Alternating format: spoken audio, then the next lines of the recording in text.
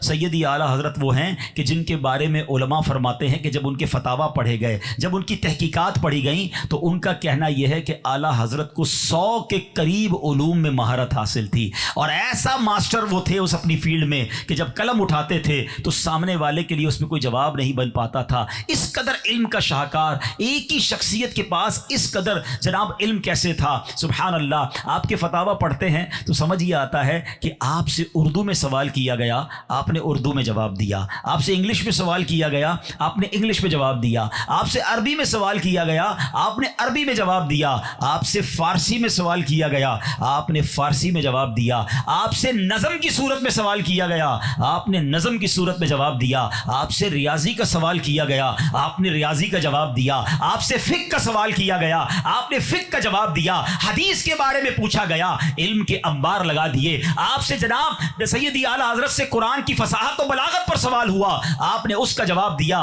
جس علم میں آپ سے سوال ہوا، علماء نے یہ ڈیٹیل کیسے بنائی کہ 100 علم معلوم تھے، وہ لسٹ بناتے گئے کہ جو پوچھا اس پر ایسا جواب دیا کہ جب اس پر غور کیا تو عقل حیران ہے کہ یہ کیسے جواب دیتے تھے، کتنا پیچھے علم موجود تھا۔ ریاضی کے بڑے بڑے پروفیسر جاتے تھے، پوری دنیا میں جا کر جواب نہیں ملتا تھا، در اعلیٰ حضرت پر جاتے تھے، اس مولوی صاحب کے پاس جاتے تھے جس نے کسی یونیورسٹی کا منہ نہیں دیکھا تھا، مگر جب وہ جواب دیتے تھے تو ان پروفیسرز کی جو جرمنی جانا چاہتے تھے مسئلے کے حل کے لیے، وہ حیران تھے کہ ان کو کیسے یہ جواب ملا۔ تو پتہ یہ چلا کہ جن پر نگاہ مصطفیٰ ہوتی ہے، جن پر سرکار کی عطا ہوتی ہے، ان کے دل علم کے سمندر بن جایا کرتے ہیں۔ تو اب ایک اور زبردست بات، بڑا خوبصورت اور لطیف نکتہ کہ جناب 100 علوم میں، 100 نالج میں، 100 ٹائپ آف نالج میں آپ سے کوسچن ہوئے، اپروکسیمیٹلی آپ نے ان تمام شعبوں میں شاہکار جواب دیے۔ تو اب اس لیے علماء کہتے ہیں کہ کم و بیش 100 علوم میں آپ کو دسترس حاصل تھی، مگر ایک بڑا لطیف نکتہ ایک اور مفتی صاحب نے بیان کیا